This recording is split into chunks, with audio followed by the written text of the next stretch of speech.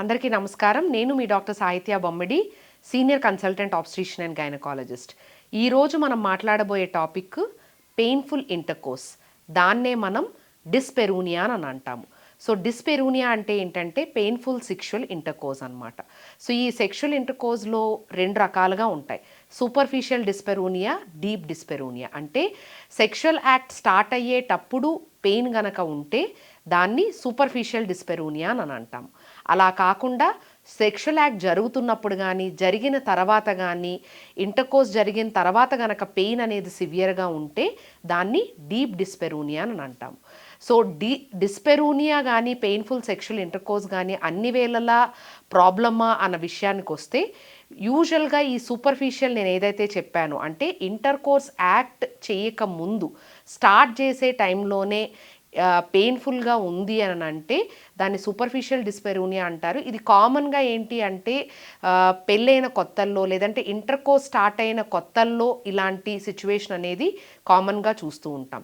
అలా కాకుండా deep dyspareunia అంటే సెక్షువల్ ఇంటర్కోర్స్ జరుగుతున్నప్పుడు పెయిన్ ఉండటం కానీ ముందు ఇంటర్కోర్స్ చేసుకునేటప్పుడు పెయిన్ లేకుండా సడన్గా ఇప్పుడు గనక అంటే రీసెంట్గా ఇంటర్కోర్స్ జరుగుతున్నప్పుడు పెయిన్ లేదంటే జరిగిన తర్వాత పెయిన్ గనక చూస్తూ ఉంటే మాత్రం దాన్ని డెఫినెట్గా మీరు గైనకాలజిస్ట్ని సంప్రదించాల్సి ఉంటుంది.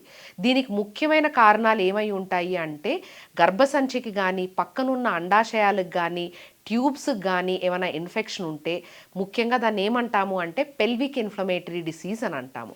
అలా కాకుండా కొన్నిసార్లు అంటే యుట్రస్ లోపల ఉండే లేయర్ మిగతా లేయర్స్లో గనక అక్యుములేట్ అయ్యిందనుకోండి, అప్పుడు కూడా ఇలాంటి పెయిన్ఫుల్ ఇంటర్కోర్స్ అనేది ఆడవాళ్ళు ఎక్స్పీరియన్స్ చేసే ఛాన్స్ ఉంటుందన్నమాట. మూడో కారణం ఏమై ఉండొచ్చు అంటే గర్భసంచి లోపల పొర వెళ్ళి చుట్టుపక్కల మిగతా ఆర్గాన్స్ మీద అక్యుములేట్ అయినా కూడాను ఈ పెయిన్ఫుల్ ఇంటర్కోర్స్ అనేది కామన్గా చూస్తూ ఉంటాము.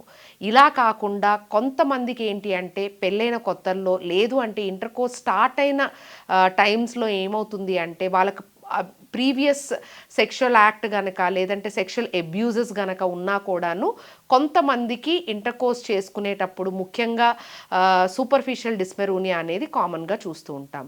దానికి మెయిన్గా ట్రీట్మెంట్ ఏముంటుంది అంటే సైకలాజికల్ కౌన్సిలింగ్, సైకోసెక్షువల్ కౌన్సిలింగ్ ద్వారా ఆ treatment majority of them treat అవుతారు అండ్ వాళ్ళకి ఏ ఇబ్బంది అనేది ఉండదు.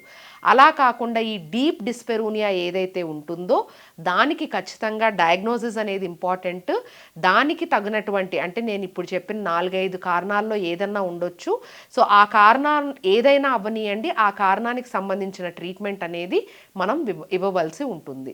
సో ముఖ్యంగా మీకు పెయిన్ఫుల్ ఇంటర్కోర్స్ అవుతుంది అని అంటే డెఫినెట్గా మీరు గైనకాలజిస్ట్ని సంప్రదించి వాళ్ళు హిస్టరీ తీసుకున్న తర్వాత ఎగ్జామినేషన్ అనే అంటే లోకల్ ఎగ్జామినేషన్ లాంటివి చేసి ఆ తర్వాత కొన్ని టెస్టుల ద్వారా ఏ ప్రాబ్లం ఉంది అన్నది మీకు చెప్పి దానికి తగినటువంటి ట్రీట్మెంట్ అనేది మేము ఇస్తూ ఉంటాం అన్నమాట. సో పెయిన్ఫుల్ ఇంటర్కోర్స్ వచ్చినప్పుడు మీరు ఇంటి దగ్గర వెయిట్ చేయకుండా గైనకాలజిస్ట్ని వెంటనే సంప్రదించడం అనేది చాలా అవసరం.